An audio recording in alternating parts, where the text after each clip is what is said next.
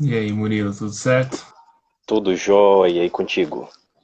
Tudo Me, ótimo. posi- me posicionar melhor aqui. Beleza.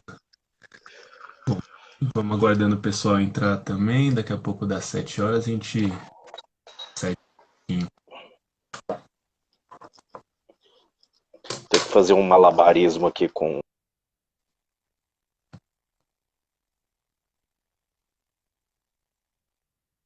Opa, voltou. Voltou? Aí, agora sim. Rapaz, eu tô com o meu escritório aqui parado. Eu vou ter que fazer esse bate-papo do quarto. Então, Não, bem-vindos. tranquilo.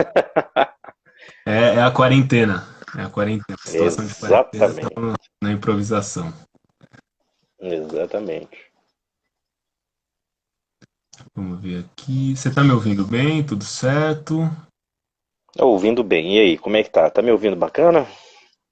Sim, sim, tá com imagem boa, com som bom. Bom, já temos 7 horas, tem o pessoal online. Acho que a gente pode dar início já, né? O que Uhum. você acha? Esperamos mais um pouquinho?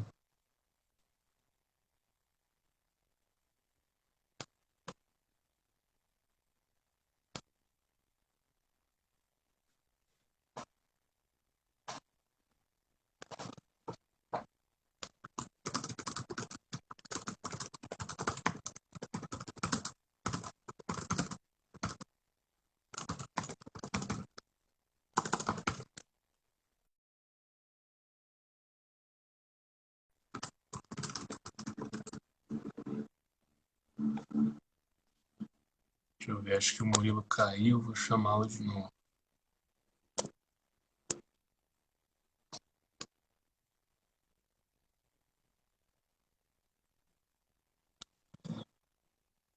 Ó, o Bruno Grando perguntou do que a gente vai conversar hoje. A gente vai falar um pouco sobre saúde mental, a relação da saúde mental com a crise do coronavírus, né? O Murilo vai falar um pouco. Daqui a pouquinho a gente já vai começar. Estabilizou a conexão por aí, Murilo? Sim, sim. Tamo aqui. Só tô achando um jeito melhor aqui, porque eu tô com fone de ouvido e fica um pouco disfuncional aqui, mas vamos lá. Aí, agora Sim. vai. Ótimo. Bom, então vamos começar. Boa noite, gente. Meu nome é Matheus Catunda. Atualmente sou presidente da Rede Vocari, estou aqui com o Murilo dos Santos, ele também é membro da Rede Vocari. E antes de eu passar a palavra para o Murilo e ele já se apresentar e depois a gente partir para o nosso bate-papo, acho que é interessante a gente fazer uma breve apresentação sobre a Rede Vocari, né? Alguns comentários sobre o que é a rede, o trabalho que a gente desenvolve, até para o pessoal que está chegando aí não conhece. Também para quem for assistir a live depois, gravada aí no nosso perfil, acho que é interessante fazer esses comentários. Em linhas gerais, a Rede Vocari é uma associação de jovens cuja missão é fortalecer e impactar positivamente a função pública no Brasil. E além dessa missão, a gente tem em comum também uma experiência. Né? Essa experiência foi uma formação através de um curso chamado Programa para o Fortalecimento da Função Pública na América Latina. Né? Esse programa ele já vem acontecendo há 10 anos e a Fundação Botim seleciona anualmente entre 30 e 40 estudantes universitários latino-americanos para fazer esse curso com foco em gestão pública, né, em serviço público. E a Rede Vocari é justamente uma rede composta única e exclusivamente pelos brasileiros e brasileiras egressos desse programa. Então, por exemplo, o Murilo fez parte da quarta edição, né, Murilo? Se eu não me engano. Exatamente. Isso, Eu fiz 2013. parte, em 2013, eu fiz parte da nona edição, então a gente tem aí 71 membros que já passaram pelo programa nessa última década. E justamente por a gente ter uma rede ampla e principalmente diversa, a gente quis fazer esse debate, né? A gente quis entrar um pouco nessa questão de fornecer informações em relação à crise do coronavírus a partir de uma perspectiva multidisciplinar, né? Então a gente quer aproveitar essa diversidade geracional, essa diversidade de formação acadêmica, né, de diferentes faculdades, diferentes cursos que o pessoal fez aí ao longo de suas trajetórias, e também uma diversidade de carreiras, de trabalho. A gente acredita que aproveitando esses diferentes perfis, né, da rede, a gente também pode cumprir com a nossa missão, né, entrando aí na raiz do que é o serviço público, de justamente servir o público através de disseminação de conteúdo de qualidade, né, disseminação de informação importante nesse período de crise que a gente está tendo aí com o Covid-19. E hoje a gente escolheu o eixo temático específico da saúde mental, para falar um pouquinho em 3 pontos que a gente vai detalhar um pouco mais para frente, mas é mais ou menos por aí que vai o debate. Então, Murilo, sem mais delongas, já passo a palavra para você se apresentar e depois a gente fala um pouquinho da estrutura e você toca o barco aí. Bom, pessoal, boa noite a todo mundo que está aí, que veio hoje participar um pouco dessa temática. Quando a gente fala de saúde mental, para algumas pessoas que trabalham na área de psicologia, é uma coisa diária, cotidiana, né? Mas é um tema muitas vezes subvalorizado na experiência de outras pessoas, mas todo mundo tem, vamos dizer assim, uma mente ou um comportamento, uma consciência, chama lá do que você quiser chamar, da forma como quiser chamar, e é importante discutir esse tema porque hoje, no primeiro momento de crise sanitária que nós temos, a frente de batalha são os médicos, são os enfermeiros, técnicos de enfermagem, fisioterapeutas, amanhã seremos nós, os psicólogos, serão os economistas, serão os administradores que vão ter que reconstruir uma série de questões, tanto no país quanto em todo o mundo. Então, hoje, bastante importante esse tema aí, quero agradecer o pessoal da Rede Vocari aí, do qual faz parte, parabenizar o pessoal que está fazendo um excelente trabalho de gestão aí à frente do grupo, e estamos aí. Eu sou psicólogo, graduado pela PUC Goiás, sou mestre em psicologia pela Universidade Federal de Goiás, e atualmente faço meu doutorado em psicologia clínica e cultura pela Universidade de Brasília. Tenho um conjunto de formações, assim como todos os membros da Rede Vocari, que não só da Rede Vocari, mas de todas as redes que compõem a rede de servidores públicos da Fundação Botim, que são estudantes, que são profissionais extremamente qualificados, extremamente bem formados, que têm formações de graduação, pós-graduação nas melhores universidades do mundo, em várias áreas. Eu acho que hoje na rede, se eu não me engano, somos quase 200, né, Matheus? Quase 200. A gente está na rede regional total, a gente tem Não, no total. 350 pessoas, mais ou menos, acho que é por aí. Mais de 300. Quase 400, né? Quase 400, e se eu não me engano, acho que somos 3 psicólogos, vamos dizer assim, da área de serviço público, a psicologia está bem representada, acredito que sim, mas é muito interessante por fazer esse contato interdisciplinar, porque tem muita gente do direito, tem muita gente da administração, da economia, e hoje eu estou aqui para falar como a psicologia, enquanto ciência, ela também impacta nas questões de gestão pública, nas questões econômicas e também na parte de saúde pública. Então eu quero falar de coisas hoje bem objetivas sobre como você, utilizando de princípios psicológicos básicos, pode evitar contaminações que não aconteceriam se você observar alguns princípios que a gente vai falar aqui hoje. Perfeito. Bom, Murilo, a gente também agradece muito sua presença, disponibilidade, né, disposição em participar, é muito legal ter realmente essa opinião, na realidade esse parecer técnico aí, profissional de alguém da área, acho que vai ser um bate-papo muito interessante. Então, assim, a gente já difundiu, né, divulgou um pouco nas artes aí no Stories, também no WhatsApp, mas só para retomar os pontos que vão ser discutidos hoje, a gente dividiu em 3 blocos que vão ter mais ou menos 10 minutos cada. O primeiro bloco vai ser de profilaxia psicológica, né, como prevenir mais infecções por meio do manejo adequado das emoções. Depois a gente vai um pouco mais para o lado da economia comportamental do medo, como o pânico pode acabar com uma economia. E vamos concluir com a parte de intersecção entre psicologia e políticas públicas, né? Como a psicologia pode servir às políticas públicas de reconstrução social pós-coronavírus. Então, entrando no primeiro ponto aí, Murilo, acho que seria legal ter um panorama aí quando a gente fala de profilaxia psicológica, né? Do que a gente está falando, qual que é a importância disso. Bom, vamos lá, pessoal. Quando a gente usa esse nomão aí, né, difícil, profilaxia, né, é um nome muito utilizado, vamos dizer assim, na área médica, né, na área da enfermagem, na área biomédica da coisa, Mas quando a gente fala de profilaxia psicológica, nós estamos falando de um conjunto de cuidados, um conjunto de comportamentos que nós podemos tomar para evitar contaminações desnecessárias. E especificamente, nós estamos vivendo uma época de confinamento, vamos dizer assim, de isolamento social, e podemos tomar algumas atitudes, ter alguns comportamentos que evitem as contaminações desnecessárias. O governo sempre tem falado, as campanhas aí que nós temos visto na mídia estão falando do isolamento, da distância, de lavar as mãos, de não levar as mãos nos olhos e na boca, nariz, enfim. Mas isso é extremamente difícil, porque na live mesmo aqui a gente vai fazer isso várias vezes, só que as mãozinhas estão limpas, né, pessoal? Então vamos lavar bem as mãos e tudo, mas é do nosso comportamento. A gente tem essa dificuldade de fazer essas coisas. Então, mas tais comportamentos já estão sendo bastante reforçados na mídia. Porém, existem outros comportamentos que a mídia como um todo ainda não se tocou, o próprio governo ainda não se ligou, que são sobre os cuidados psicológicos com a população.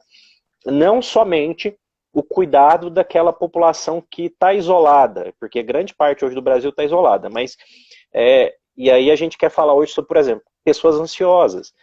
Então, pessoas que têm algum tipo de psicopatologia, por exemplo, uma pessoa que tem hipocondria, para quem não sabe, é aquela pessoa que tem aquela, vamos dizer assim, no termo senso comum, mania de doença, que vive tomando remédio, que tem medo de adoecer, ou que vive no médico. Parece que são poucas pessoas, mas não.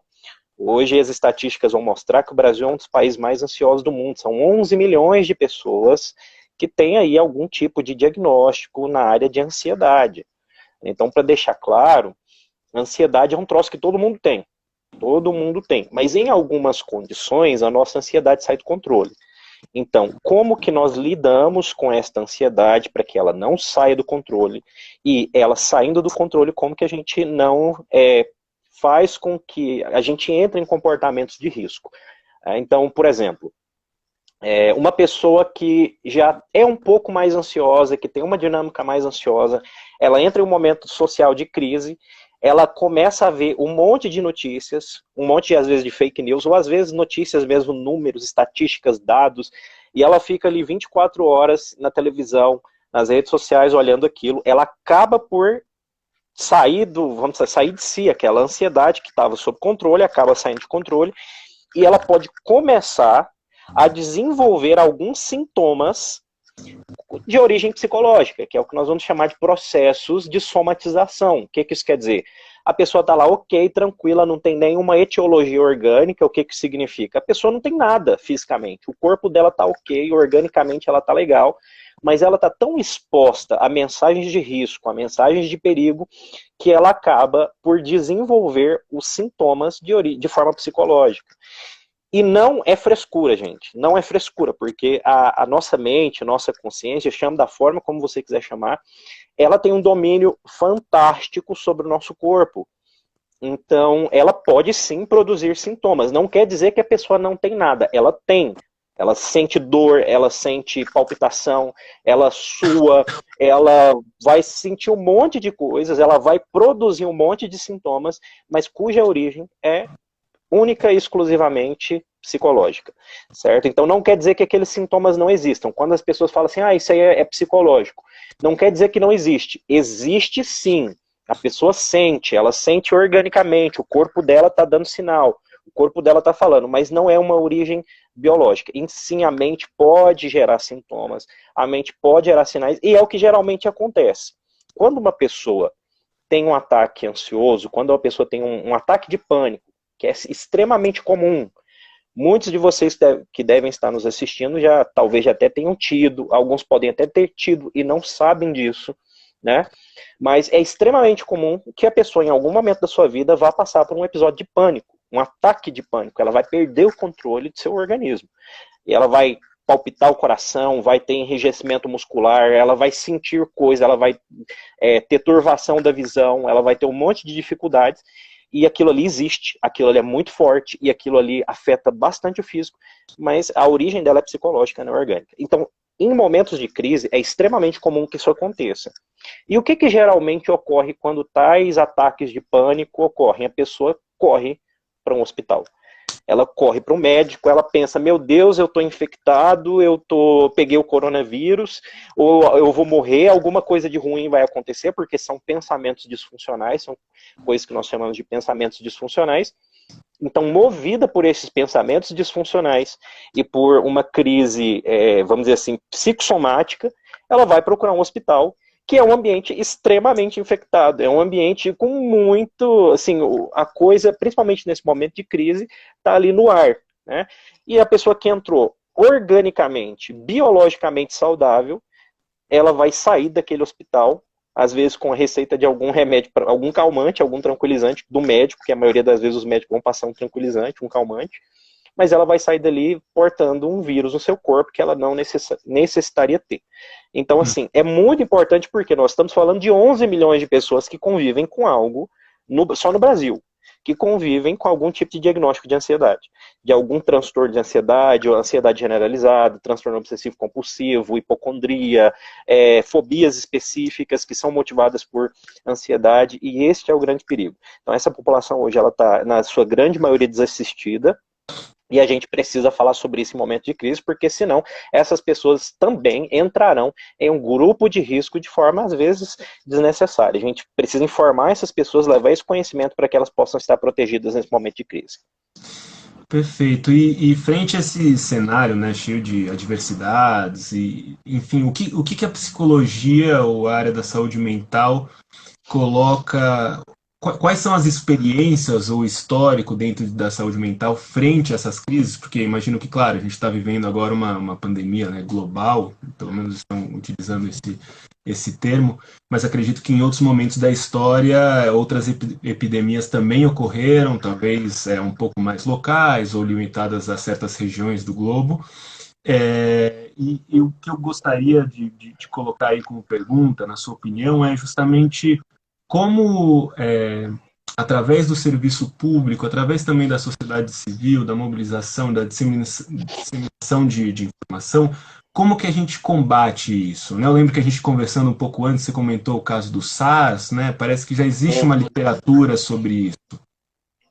Muito bem. Tivemos dois surtos, né, que não chegaram ao nível de pandemia na época, se não estou enganado, que foi o SARS na China em 2003 e em 2013 nós tivemos aí dois surtos específicos. E alguns pesquisadores ali da região, da China mesmo, fizeram estudos, um de 10 anos e um de 1 ano, e eles chegaram a dados estatísticos interessantes, que 54% das pessoas que tiveram contato específico com a síndrome aguda respiratória, depois de um certo tempo, se eu não me engano, entre 3 meses ou 1 ano depois, acabaram desenvolvendo transtornos psicológicos. Então, da seriedade da coisa. Então, a cada 100 pessoas que tiveram contato com a doença, 54 depois foram procurar auxílio, tanto de psiquiatras quanto de psicólogos. E isso numa doença que na época foi relativamente localizada. Espalhou por alguns lugares do mundo, teve o caso do México, a Europa também teve que lidar com isso a um certo ponto, no Brasil também nós tivemos que lidar na época com H1N1, mas nunca nessa proporção, não assim nos últimos anos, acho que a última vez que nós lidamos com algo parecido foi em 1918, com a gripe espanhola, mas não tínhamos o acesso à informação que temos hoje, a tecnologia, a velocidade dessas informações. Então a situação é que hoje nós estamos falando de uma população que já está em contato com a doença, ela está confinada, ela pode não ter pegado o vírus, mas a vida já foi afetada. Então muitas pessoas perderam o emprego, já perderam o emprego, muitas empresas já fecharam, já faliram. Infelizmente, essa é a realidade brasileira. Muitas pessoas já perderam familiares, algumas pessoas estão nessa dificuldade, né, de estar com o familiar internado, alguma coisa nesse sentido. Então, nós estamos falando hoje de milhões de pessoas atingidas. Milhões, não estou falando de centenas nem de milhares, estamos falando de milhões de pessoas atingidas no Brasil. Então, vamos tirar o mundo, vamos pensar no Brasil. Então, se a gente fizer uma conta grosseira, por alto aí, vamos supor que 50% da população brasileira entra em contato com esse vírus, que é de um contágio muito alto, 50%, nós estamos falando aí de 105 milhões de pessoas. Então, se 20% disso, 20% desse número, desenvolver algum tipo de necessidade hospitalar, nós estamos falando de mais de 20 milhões de pessoas. Se 5% disso precisar de uma internação mais séria, de cuidados intensivos, nós estamos falando de 5 milhões de pessoas. Então, isso jogando em números assim, pela metade, né? Metade da população teve contato com o vírus. E é um vírus que tem um potencial de infectar muito mais do que a metade, até que se desenvolva a famosa imunidade de rebanho, aí, que é a partir de 70%, 80% da população infectada. Então, a situação é que, nos próximos anos, então 2021, 2022, nós vamos ter um boom aí de não só uma dificuldade econômica, mas também uma necessidade extrema de intervenções psicológicas na população. Então a própria psicologia tem que se preparar para isso, o governo tem que se preparar para isso, e parece que não, mas influencia também muito na economia. Porque nesses mesmos números que foram feitos na China em 2003 e 2013, cerca de 39% das pessoas desenvolveram depressão. E depressão é uma das coisas que mais afasta trabalhadores hoje. Então, a população economicamente ativa sofre tanto com transtornos de ansiedade, tanto com a questão da depressão e uma série de outras questões. Então, sim, já existem estudos aí, e a gente pode se preparar, porque não somente vamos sentir os reflexos na economia, não somente na parte biológica, mas também na parte psicológica, e a gente precisa saber disso. Perfeito. Antes de entrar nesse ponto, que é o próximo ponto já, né, o eixo 2 da nossa conversa sobre economia, uma última dúvida que eu acho que cabe é pensar assim, bom, frente a esse cenário de adversidade, né, esse cenário super difícil, inclusive de tendo o fator quarentena, eu acho que parece que pelo menos a gente entra numa espécie de ciclo vicioso de já tem as notícias ruins, tudo chegando e a gente ainda está confinado, qual é a forma que a gente pode fazer realmente uma profilaxia, talvez até do ponto de vista individual, ou enfim, do ponto de vista pessoal com a família, ou sozinho em casa? Quais são as medidas que a gente pode tomar para diminuir um pouco essa ansiedade e não chegar a esse ponto de confundir, né, os sintomas e de repente se desesperar e ir para um hospital? Eu tenho visto alguma coisa sobre exercícios físicos, às vezes estabelecer uma rotina, o que é verdade, o que não. Perfeito, ótima pergunta. Bom, o pessoal que está assistindo a gente, primeiramente, cuidado com a quantidade de informações, então esse bombardeio de informações aí, ele é uma coisa terrível, isso aumenta a ansiedade das pessoas, né? A gente tem que ter sob mente aquelas coisas que podem nos trazer esperança, então, o que combate o medo é a esperança. Certo? O que combate o medo é a esperança. Então, essa sensação de que vai dar tudo certo, né? Criar uma mentalidade mais positiva na crise, né? Vai dar tudo certo, nós vamos passar por isso. E, obviamente, tendo tomado todas as medidas. Hoje tem toda essa confusão aí sobre quarentena ou não quarentena. As pessoas precisam entender que, sim, a economia já parou, não só no Brasil, mas em todos os países afetados do mundo. Então, antes ela parar agora, que seja 15 dias, que seja 30 dias, mas muita gente vai perder o emprego. Antes de perder o emprego, perder a vida, né? Então, a gente tem que fazer um trabalho depois de se reerguer. Mas a questão é, o governo, a sociedade civil precisa se organizar para dar conta de lidar com a crise no primeiro momento. Então, precisa de comprar ventiladores, comprar máscara, testes, mobilizar a equipe, fazer sei lá, rotinas médicas, uma série de coisas. Então a gente precisa realmente, de fato, achatar essa curva. Então ficar em casa, de fato, lavar as mãos, tentar fazer esse distanciamento.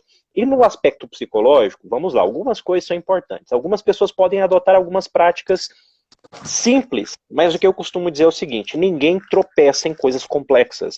Aquilo que é muito complexo você está vendo de longe. Costumo dizer para os meus clientes no consultório, você não tropeça numa montanha, você tropeça numa pedra que está no caminho, que você desprezou, que você não viu, você foi lá, trupicou, como diz o goiano, trupicou, pum, caiu, meteu a cara no chão. Né? Então você está vendo uma montanha de longe, a montanha você vai passar por cima dela ou você vai rodear, né? Você vai contornar essa montanha. Então a questão é, algumas coisas simples, como, primeiro, você pode adotar práticas de meditação, pode ser muito bacana para quem curte a vibe já de coisas mais orientais e etc, né? Você pode, se você tiver algum tipo de crença religiosa, fazer as suas orações, fazer as suas leituras, ou que seja do seu Alcorão, da Bíblia, do Livro dos Espíritos, do Livro dos Mormons, o que quer que seja. Então, o aspecto religioso também ajuda no sentido de gerar um pouco mais de conforto psicológico, é algo importante. Atividade de lazer, se você, sei lá, tem videogame, vai jogar videogame, se você curte uma música, vai tocar um violão, vai fazer alguma coisa nesse sentido. Então, são momentos que você tem para tentar fazer esse relaxamento físico, ou o que quer que seja, certo? Outra coisa extremamente importante, respirar. É um dado incrível, as pessoas dificilmente respiram de uma forma correta. Exatamente. Então, respirar em que sentido? Tente fazer uma contagem de 1 até 4 mentalmente, tipo 1, 2, 3, 4. Tenta puxar o ar respirando, você vai ver o quanto é difícil respirar contando até 4, ou às vezes até 5. Tem gente chegando no 3 e já não está dando conta. Por quê? Porque as pessoas elas são tão ligadas no 220 que elas não percebem que elas não usam toda a sua capacidade pulmonar de respiração. Então, exercícios respiratórios são fundamentais. Além de fortalecer a parte pulmonar, biologicamente falando, né, e quando a gente está falando de um vírus de potencial respiratório, quando a gente faz esse trabalho de prevenção na parte de cuidar da respiração é algo extremamente importante. Então, fazer uma contagem, né? Por exemplo, um exercício que a gente faz no consultório que é muito interessante. Conta até 5 mentalmente, puxando o ar. Segura esse ar contando até 5 nos seus pulmões, fica bem cheio, e depois solta ele contando até 5. Tenta harmonizar a sua respiração, colocar ela sobre um certo ritmo, cronometrado. Isso é algo muito importante, um exercício bacana no manejo da ansiedade, né? Então, desenvolver essas atividades, o exercício físico e outra coisa extremamente importante. Eu fiz uma enquete aqui, brincando com os meus amigos, no Facebook, no Instagram, sobre se tinha aumentado ou não a quantidade de vezes que os meus amigos tinham ido no banheiro, né, durante a crise, para fazer o número 2. Né? Parece brincadeira, mas não. 40% respondeu que sim. Por quê? Existem estudos que indicam que o medo é um fator que desregula totalmente o intestino. E para quem não sabe, o intestino tem um troço chamado sistema nervoso entérico, que é um dos principais responsáveis, inclusive, pela regulação do sistema imunológico. Então, ter o intestino bem regulado vai ajudar tanto no seu humor quanto no seu sistema imunológico. O que isso quer dizer? Coma bem, coma de forma adequada, façam uma boa hidratação, beba muita água, coma uma alimentação que não seja só carboidratos, ou só massa, só gordura. Tenha uma alimentação rica em fibras, em vitaminas, em uma série de coisas. Então, os nutricionistas aí vão poder dizer melhor do que eu, porque isso é da área deles. Mas uma boa alimentação é fundamental também, porque a alimentação é uma das principais reguladoras de humor. Certo? Então, nesse momento, principalmente que a gente está em casa, evitar comer um caminhão de besteiras, né? Se cuidar, porque isso vai ajudar tanto no seu sistema imunológico, quanto no seu humor, para que você reaja de uma melhor forma durante a crise. Perfeito, perfeito. Legal, acho que a gente consegue passar agora para a parte 2 da nossa conversa, que seria justamente algo que você até fez alguns comentários, né, sobre a economia. Eu acho que é legal a gente entrar nesse ponto porque é um debate que está vindo, né? Inclusive dentro da rede a gente quer conversar mais sobre isso e talvez trazer materiais mais para frente focados especificamente no aspecto socioeconômico e tudo mais, mas dificilmente a gente faz esse link, né? A gente pensa em economia às vezes, uma coisa de exatas aí e tudo mais, e não pensa nesse fator de que está até aqui no título, né? Economia comportamental do medo, né? Como o pânico pode acabar com uma economia. Então, quais são, em linhas gerais, né? Primeiro o contexto que a gente tem e depois também pensando um pouco no que podemos fazer nesse sentido. Eu até esqueci o nome agora do psicólogo específico, mas uma curiosidade. O Nobel de Economia de 2014, se eu não me engano, era um psicólogo. Porque na psicologia tem uma área que a gente vai chamar de economia comportamental, mas para quem curte aí, quem está assistindo, que é da administração, da economia, das exatas, economia é psicologia aplicada a relações de consumo. Simples, pura e simplesmente. As pessoas consomem, as pessoas trocam, as pessoas vendem. Então, essa relação de troca de bens, ela é psicologia aplicada, pura e simples, é psicologia em movimento. A situação é que A gente compra, vende, faz planos, a gente levanta nações, derruba nações, a gente cria sociedades, a gente desfaz sociedades com base em expectativas. Então, por exemplo, por que uma economia quebra se o país parar por muito tempo? O dinheiro está em algum lugar. O dinheiro está na mão de alguém. A questão é que o dinheiro para de circular. O dinheiro ele parou de circular. E as pessoas que possuem pouco dinheiro, que é o mediador, vamos dizer assim, o mediador da troca, elas vão pegar esse dinheiro pouco que elas têm e vão investir nas necessidades básicas que elas possuem. Então, se eu sou uma pessoa pobre, se eu sou um assalariado, se eu recebo um salário mínimo, eu não tenho uma poupança, eu não tenho uma reserva, eu vou segurar esse dinheiro, eu não vou comprar eletrodoméstico, eu não vou comprar roupa, eu não vou fazer um financiamento para nada, eu vou guardar isso para eu comprar comida. Só que o grande problema é que esse dinheiro vai acabar um dia e ele não vai voltar para essa pessoa porque a economia está parada, ela não está trabalhando. Mas esse dinheiro vai sair da mão dessas pessoas que são pobres, que têm uma reserva muito pequena, e vai para o dono de um supermercado, vai para o dono de alguma venda, alguma coisa nesse sentido. Por quê? Porque a pessoa ela deixou de comprar coisas de outras ordens aí do seu conforto físico para comprar o básico, a alimentação, né? Tem um pesquisador da década de 60, chama Abraham Maslow, é o Maslow dos Estados Unidos. Ele vai falar de uma coisa chamada de pirâmide de necessidades. O que ele quer dizer? Que o ser humano ele busca suprir necessidades, e na medida em que ele supre uma necessidade básica, ele passa para um degrau superior e ele vai tentando ascender nessa pirâmide. Então, o primeiro degrau é o das necessidades fisiológicas, de comida, de água, de comida, de sono, de sexo, por exemplo. O sexo é colocado como uma necessidade fisiológica. A partir do momento em que tais coisas estão supridas, você está com a barriguinha cheia, tá ok, tá tudo organizado, aí você vai passar para a necessidade do abrigo. Você vai procurar segurança, casa, o abrigo, a parte de um lugar para você dormir, um teto, segurança dos seus bens, você passa a ter posses, a querer proteger suas posses. Então, tendo alimentado, tendo a segurança da sua cabeça, dos seus bens, da sua família, você passa para um terceiro nível, que é a necessidade de contato social, entendeu? A necessidade de afeto, de amizade, etc. E assim você vai sucessivamente. Então é um estudo muito interessante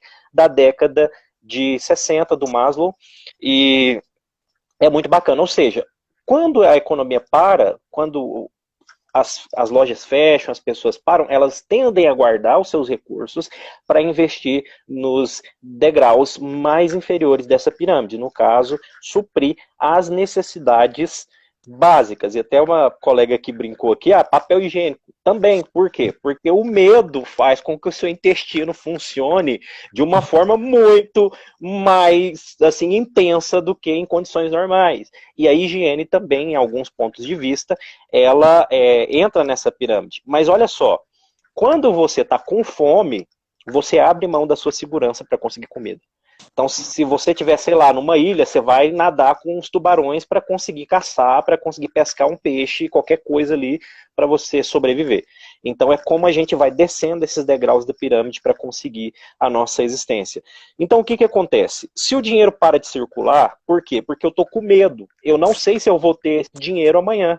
Por que a gente compra no cartão parcelado em 12 vezes? É um dinheiro que a gente não tem. Alguém nos emprestou aquele dinheiro, em tese, aquele dinheiro virtual, porque eu tenho a esperança que eu vou conseguir pagar aquilo em um ano.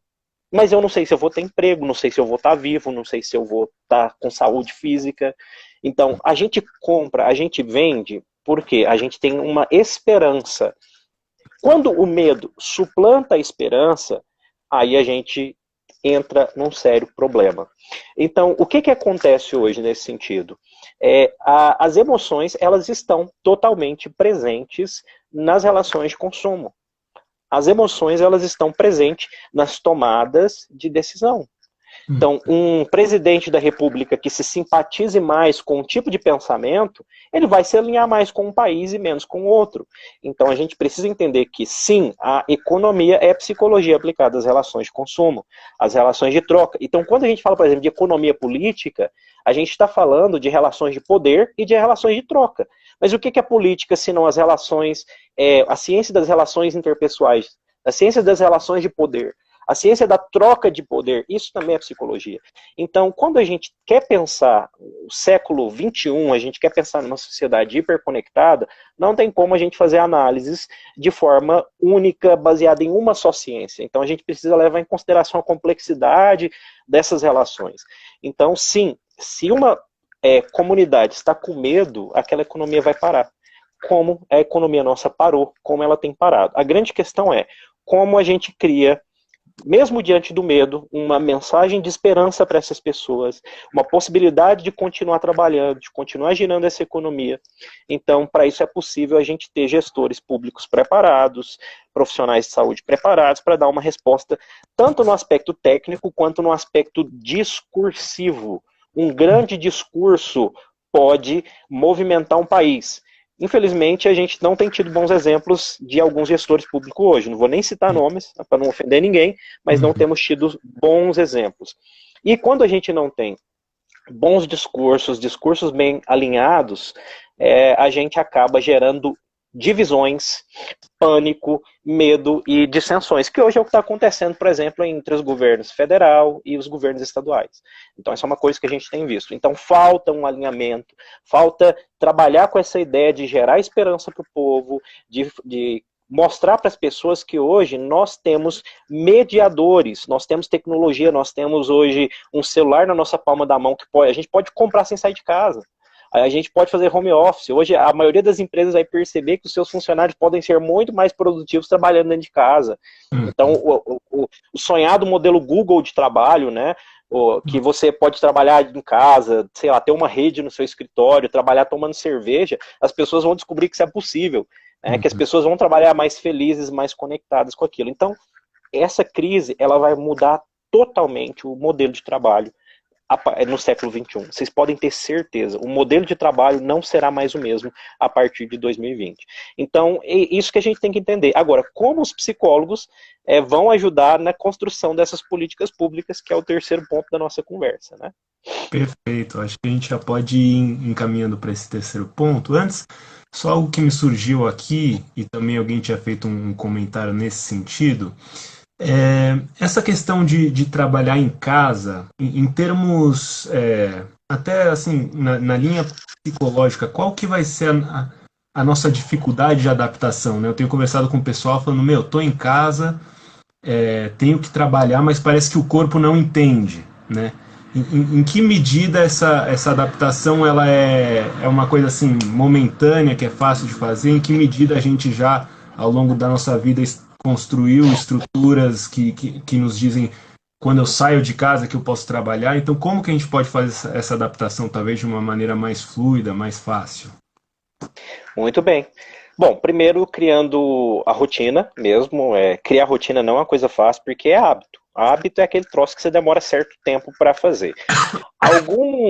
Alguns estudos indicam que a gente pode levar, e dependendo do hábito, existem hábitos que são mais arraigados, mas em média a gente leva 21 dias para desfazer um hábito, 21. dependendo da forma como a gente lida com aquilo. Então, em média, agora existem hábitos extremamente profundos que não é 21 dias. Claro. Vou dar um grande exemplo. As próprias questões de dependência química. Muitas dependências químicas se resolvem de forma biológica em 20, 21 dias, 15 dias, 30 dias. A questão em si é a dependência psicológica. Então, coisas que não se fala. A gente tem dependência psicológica. Um grande exemplo. Matheus, você já saiu de casa algum dia e esqueceu seu celular, seu smartphone, e você ficou o dia inteiro falando, meu Deus, parece que eu esqueci um pedaço do meu corpo? Já aconteceu contigo isso? Eu já saí, mas eu percebi na hora e daí é a demanda, assim, principal, né? Tem que voltar, tem que pegar e tudo mais, senão não dá pra seguir o dia, não. Não dá para você trabalhar hoje, assim, vamos dizer assim, pensa, meu Deus, estou sem meu celular, parece que está faltando algo. Porque a gente já se apegou psicologicamente àquele instrumento que parece que está faltando alguma coisa. Esses apegos psicológicos, eles são extremamente importantes. Principalmente quando a gente fala assim, esse aqui é o meu lugar de trabalho, é o espaço onde eu entendo que eu trabalho. Então uma coisa interessante crie o seu escritório mesmo dentro de casa. Ah, mas eu não tenho espaço para isso. Cara, monta uma mesinha no seu quarto, não trabalhe em cima da sua cama. Porque a sua cama é o teu lugar de dormir. Monta uma mesinha lá do lado, vai lá, coloca seu computador, coloca seus livros, coloca seu tablet, o que você precisar. Então, crie na sua casa o seu espaço de trabalho. Aquele é o meu lugar onde eu vou desenvolver minha atividade. Pronto, agora o cara quer comer, dormir, ele quer assistir Netflix e quer trabalhar tudo em cima da cama. Não dá, cara. Você não vai conseguir desenvolver essa dinâmica psicológica fácil. Porque não é só o tempo. Então você tem que separar o tempo, o espaço e o motivo, né? Então você tem o tempo do trabalho, estabelecer, olha, eu tenho que trabalhar de hora tal a hora tal. O espaço, eu vou trabalhar ali, sentado naquela mesa, fazendo aquela coisa, né? E o motivo, por quê? Porque eu tenho que pagar boleto, porque eu tenho que cumprir tal meta no meu trabalho. Então, além de separar o espaço físico, né, além de separar o tempo, também colocar as tuas metas de trabalho. Hoje eu tenho que fazer isso, isso, isso e aquilo. E se possível, coloca post-it, faz uma lista, prega assim na parede, onde você tiver assim, pra você olhar para ela toda hora e lembrar do que você tem que fazer, certo? Então faz o seu checklist, isso é uma ferramentinha que a gente conhece muito bem como to-do, faz seu to-do, olha, eu tenho que fazer isso, em quanto tempo eu tenho que fazer isso, e assim você consegue organizar o seu home office. Então, e outra coisa também, gente, dá para sim trabalhar tomando uma cerveja, dá para trabalhar tomando um cálice de vinho aí, entendeu? Aumenta até a produtividade sobre certas circunstâncias, se você não for uma pessoa que tem problema com alcoolismo, por exemplo, né? Então tem que pensar muito bem nisso. Dá para você criar um ambiente bacana, entendeu? Dá para você manipular um conjunto de variáveis ali que aumenta a sua produtividade. Então, existem estudos que mostram aí que uma semana de 4 dias de trabalho pode ser muito mais produtiva do que uma de 6. Então, não é a quantidade de tempo que eu emprego em um trabalho, é a qualidade desse tempo. E se a gente fizer aí se a gente fizer um estudo básico, simples, até quem começou a fazer isso foi um matemático italiano chamado Vilfredo Pareto, que vai fazer a regra de Pareto, vai dizer que, sei lá, 20% das nossas atividades tomam 80% do nosso tempo. Ou que a gente consegue desenrolar 80% de coisas em 20% do nosso tempo. Então, é possível sim desenvolver uma nova dinâmica.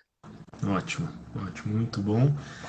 E agora eu acho que a gente pode partir já para o último ponto da nossa conversa. Depois tem algumas perguntas, eu estou tentando trazer as perguntas ao longo do bate-papo, mas algumas perguntinhas vão ficar para o final. Então, já retomando aquele ponto que você começou a falar na parte de economia, né, como a psicologia pode servir às políticas públicas de reconstrução social pós-coronavírus. Aqui eu acho que é importante a gente trazer para o debate, né, algo que talvez não esteja no senso comum, né, essa intersecção entre psicologia e economia, como a gente falou antes, mas também com políticas públicas, normalmente não é algo que é feito, né, não está no nosso imaginário coletivo. Eu acho que normalmente a ideia é psicologia, eu vou entrar lá numa sala, resolver uma coisa individual, pessoal, ali minha e ponto final. Não se pensa tanto em como é possível levar esse conhecimento, né, essa área do conhecimento, para uma questão mais ampla, como são as políticas públicas. Né? Então, o que é possível fazer e também o quanto esse conhecimento já está sendo aplicado. Acho que isso é legal a gente falar. Né? É algo que é tido em conta ou os tomadores de decisão não têm tanto esse domínio dessa área? Perfeitamente. Bom, uma coisa, realmente, na cabeça da maioria da população, o psicólogo ele é o cara que vai fazer aquele trabalho individual, vai estar dentro do consultório lá e me fala dos seus problemas, me conta aí do seu pai, de sua mãe, seu periquito, seu cachorro, qualquer coisa, né? Não é necessariamente isso. Então, hoje, toda a faculdade de psicologia, se não toda, a grande maioria, a maioria esmagadora, se eu não me engano, está até nas diretrizes curriculares nacionais da formação do profissional de psicologia, que tem uma disciplina específica de psicologia e políticas públicas. Então, toda a faculdade de psicologia, todo psicólogo faz políticas públicas. Pelo menos uma disciplina, isso ele vai ter na grade dele. Então, em algum momento da sua vida, você vai encontrar um psicólogo. Seja no consultório, seja quando você vai tirar a sua CNH, seja quando você vai, sei lá, fazer o SUS, se o cara quiser tirar o porte de arma dele porque ele acha que ele tem que se defender, o que quer que seja, ele vai passar por um psicólogo, entendeu? Então, assim, o psicólogo já está presente nas políticas públicas. Muitas vezes ele é subaproveitado. Né? Então, o psicólogo está no SUS, o psicólogo está no SUAS, no Sistema Único de Assistência Social, o psicólogo está no sistema penitenciário, o psicólogo está no Detran, o psicólogo ele está nas políticas públicas de mobilidade, psicologia ambiental, o psicólogo está nas políticas de esporte, o psicólogo ele tem uma atuação extremamente ampla. Então, assim, só que o Brasil ainda não entendeu esse troço. Então, alguns estudos, por exemplo, como o psicólogo pode ajudar na construção de políticas públicas para segurança pública. Psicólogos, na década de 60, se eu não estou enganado, 60, 70, nos Estados Unidos fizeram pesquisa de como a gente poderia ajudar a entender a criminalidade e a diminuir a criminalidade. Foi quando entenderam a teoria da janela quebrada. Ficou muito famoso, muito conhecido, né? É um exemplo. Vamos falar para o prefeito que ele tem que iluminar mais a cidade, colocar mais lâmpada. Simplesmente uma cidade mais iluminada de noite diminui a criminalidade. E quem descobriu isso? Psicólogos. Se você puder falar um pouquinho mais sobre a teoria da janela quebrada, acho que é um tema muito legal. Acho que pudesse explicar. Perfeito. Eu vou tentar simplificar porque é uma coisa muito interessante. Mas vamos lá. Pesquisas indicam que se você entra num ambiente que está sujo, você tende a sujar mais aquele ambiente. Se você entra num ambiente que está limpo, você tende a manter aquele ambiente conservado de uma forma limpa. Eu fiz uma das minhas primeiras experiências com pesquisa científica, isso foi no ano de 2011, se eu não estou enganado. Eu fui fazer pesquisa sobre comportamento moral no transporte coletivo. Olha que legal, como as pessoas expressam a sua moralidade no transporte coletivo.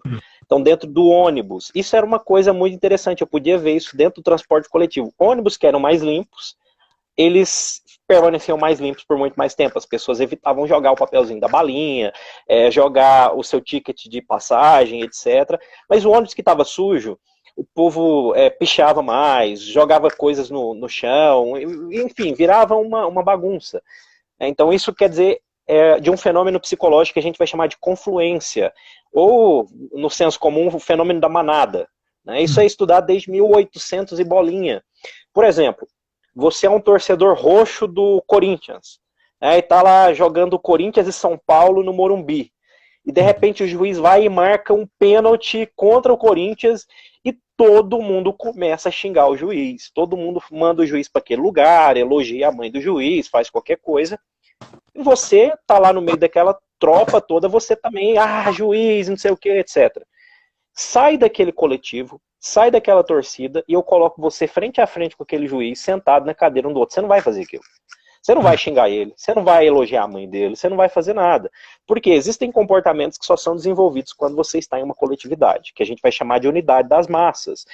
Certo? Então, dentro da teoria da janela quebrada é que existe um certo grau de confluência do comportamento humano em relação ao seu ambiente. Então, ambientes que são relativamente mais preservados, mais cuidados, eles tendem a permanecer daquela forma.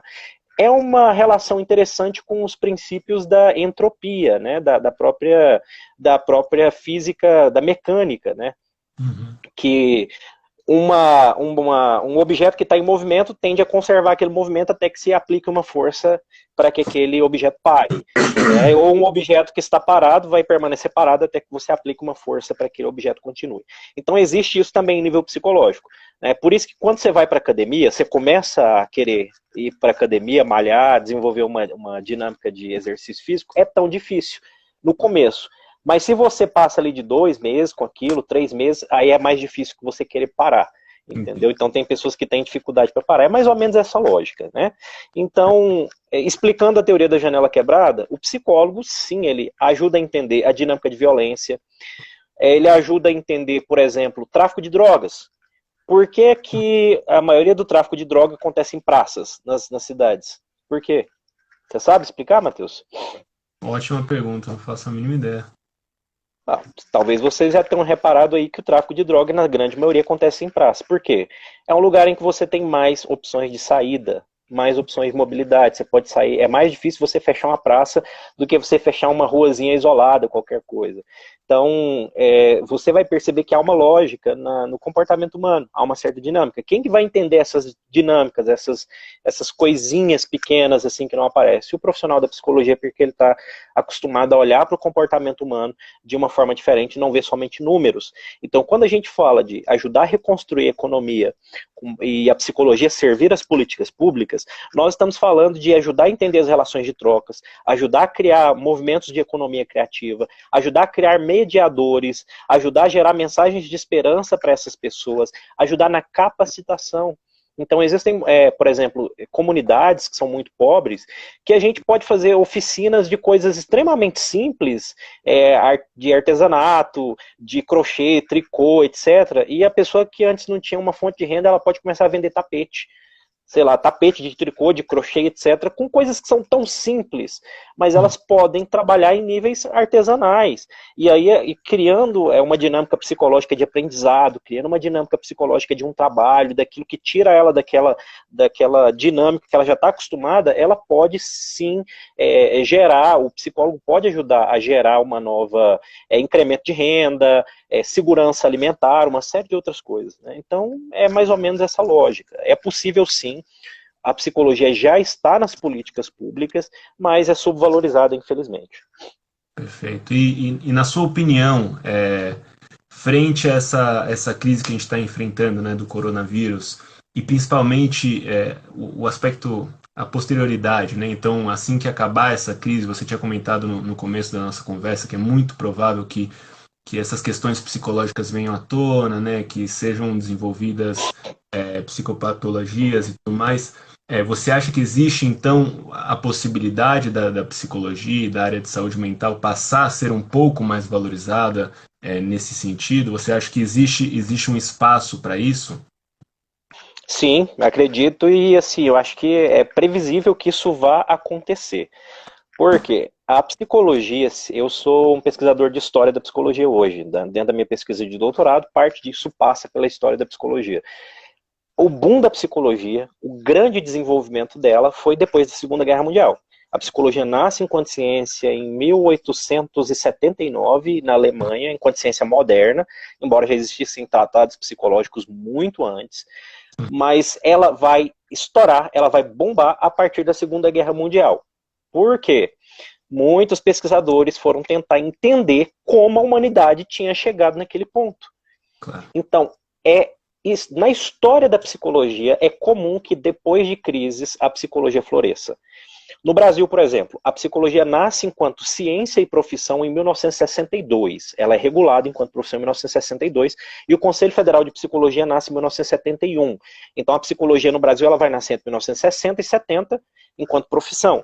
Mas olha que interessante, tivemos uma mega crise no Brasil depois de 1964, que a gente sabe o que foi. Né? Que foi, uns vão chamar de revolução, outros vão chamar de golpe, chama do que vocês quiserem para lá, né? Mas o que acontece? A psicologia nasce em 62 enquanto profissão, as universidades começam a ofertar psicologia na década de 70, então quando vai chegar lá em 1975 por aí, eu tenho um monte de psicólogo desempregado, porque a psicologia estava nascendo.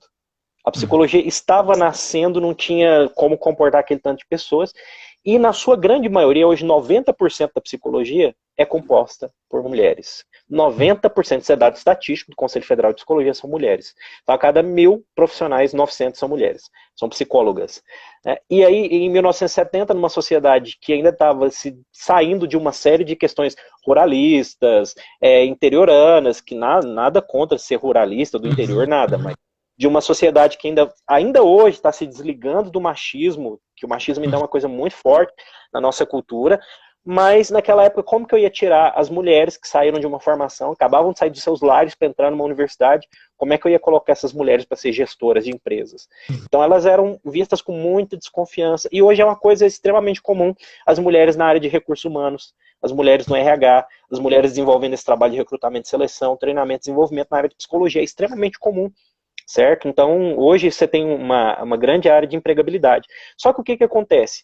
Nessa época não tinha isso. E aí qual foi a solução? Os psicólogos começaram a se organizar em ONGs e começaram a subir as favelas, começaram a subir os morros, começar a entrar nos lugares marginalizados. Foi quando surge em 1980 a psicologia comunitária no Brasil, e através disso começam as políticas de assistência social na psicologia e o psicólogo entra no que hoje a gente conhece como Sistema Único de Assistência Social. Então hoje você tem um psicólogo comunitário por conta de movimentos de crise.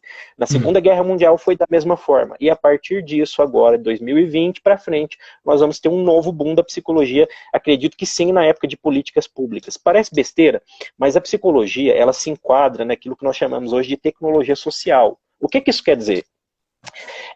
Na Segunda Guerra Mundial, lá por volta de 1930 e alguma coisa, um pouquinho antes de terminar a Guerra Mundial, depois também de terminar a Guerra Mundial, lá na época da Guerra Fria, nós tivemos umas pesquisas nos Estados Unidos de psicólogos, por exemplo, um grande pai da psicologia nos Estados Unidos, que desenvolveu um sistema de mísseis teleguiados por meio de pombos, comportamento animal. O cara treinava pombos para fazer com que mísseis acertassem alvos numa época que não existia radar direito, não existia GPS, não existia um sistema computadorizado. Que foi um psicólogo que desenvolveu tecnologia militar, por exemplo. Então, assim, a psicologia ela é muito versátil, ela pode ajudar, tanto você construir, sei lá, tecnologia militar, que foi o que aconteceu naquela época, e hoje é uma coisa que se debate muito sobre a questão da ética, do limite ético disso, ok, achei extremamente importante, mas a psicologia ela pode ajudar não só na saúde pública, não só na assistência social, não só no sistema prisional, não só nas políticas de mobilidade, mas também nas políticas de empregabilidade. Então é isso que a gente tem que pensar agora, como que a gente utiliza a psicologia não só como algo curativo, mas como algo educativo, preventivo, para ajudar o país, para ajudar o Brasil. Enquanto psicólogo, que faz parte da Rede Vocari, isso eu tenho no meu coração e eu tenho como um grande objetivo, que a psicologia sirva ao Brasil, que a psicologia sirva à população, que a gente possa, de fato, levar a consciência do valor que a psicologia tem, não só no sentido de tratar doenças, mas em gerar mais qualidade de vida para as pessoas, em sentido pleno, na educação, na saúde, na segurança, no emprego, enfim, essa é a nossa missão enquanto psicólogos. Perfeito, Murilo, muito obrigado. Acho que rendeu Valeu. bastante, né? O debate, a gente conseguiu aprofundar em vários pontos. Exemplo disso é que a gente tinha pensado aí uma meia hora, a gente se estendeu, mas acho que foi muito bom. Então, a gente agradece, né? Eu, assim, tenho certeza que não só o pessoal da Rede Vocari, mas também o pessoal que vai assistir a live, que está assistindo, enfim, te agradece muito pela disponibilidade, pela atenção. E é isso aí. Boa noite para você, boa noite para todo mundo também. E aí, logo menos, a gente deve disponibilizar a live gravada, talvez pelo nosso canal no YouTube. A gente vai ver como vai ser as questões logísticas e também vamos trabalhar em outros materiais aí para divulgar para o pessoal. Mas acho que é isso. Gente, obrigado, valeu, Murilo. Valeu, pessoal, até mais. Até, falou.